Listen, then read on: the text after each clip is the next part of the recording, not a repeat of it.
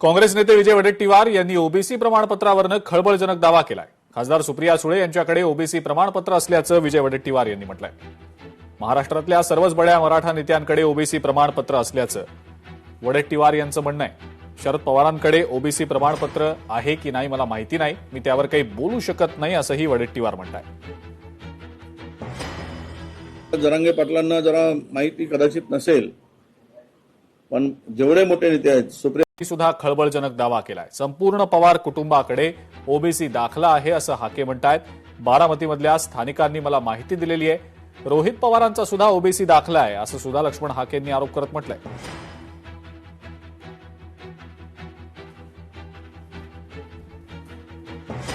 या सुळे लग्न होऊन सुळे कुटुंबीय सदानंद सुळे कुटुंबीय यांच्यात गेल्यामुळे त्यांचा आहे की नाही मला माहिती नाही, पण पवार कुटुंबियामध्ये मात्र सर्वांचा आहे अशी मला बारामतीतल्या स्थानिक लोकांची माहिती आहे।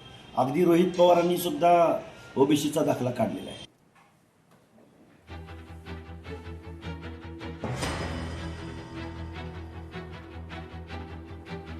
ओबीसी प्रमाणपत्रावरनं लक्ष्मण हाकेंनी खळबळजनक दावा केलेला आहे।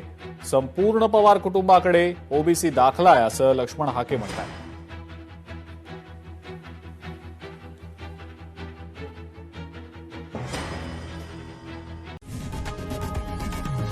लोकशाही मराठी ऐका, पहा, जागरूक रहा।